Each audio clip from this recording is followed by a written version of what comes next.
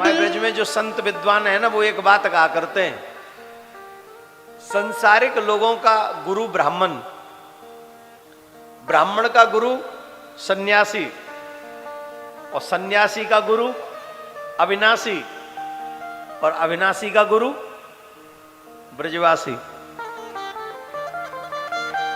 ये हम नहीं कह रहे हैं, ये हम नहीं कह रहे हैं, ब्रज के संत कहते हैं इस बात को।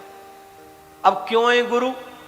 बताओ, जिन कन्हैया को तुम पूछते हो उन्हें पैदल चलना किसने सिखाया? बोलो जल्दी बोलो।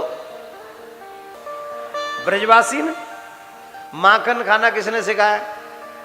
जोर से बोलो। नाचना किसने सिखाया? बंसी बजाना किसने सिखाया?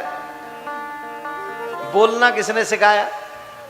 तुम्हारा नाम कृष्ण है, ये किसने सिखाया? बताया।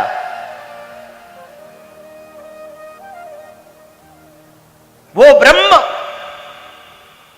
जो सबको पहचान देता है, जिसे निर्गुण निराकार लोग मानते हैं, उस निर्गुण निराकार ब्रह्म को भी सगुण साकार कृष्ण के रूप में पहचान दिलाने वाले अगर कोई हैं तो वो ब्रजवासी है।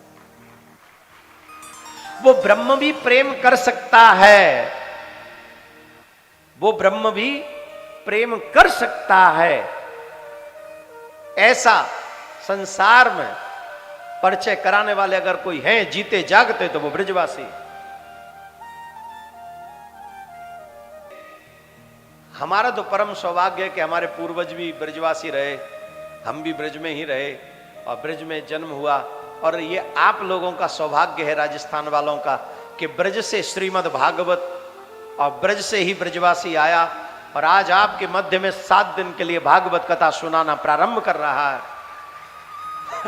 तो इस कथा में जो बैठकर अपना और अपने पितरों का भला चाहते, अभी पितृपक्ष शुरू होने वाले हैं, अभी पितृपक्ष प्रारंभ होने वाले हैं, आप उनसे पूर्व ही अपने पितरों को याद करके, ये बहुत अच्छी बात आ गई याद, अपने पितरों को याद करके आप बैठिए भागवत में 7 दिन का नियम लेकर।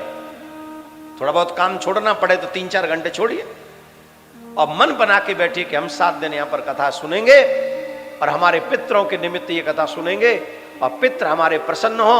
और जब वो प्रसन्न हो जाएं, जिन्हें भगवान की भक्ति चाहिए उन्हें भक्ति मिल जाएगी, इन्हें संपत्ति चाहिए उन्हें संपत्ति मिल जाएगी, जिन्हें मोक्ष चाहिए उन्हें मोक्ष मिल जाएगा।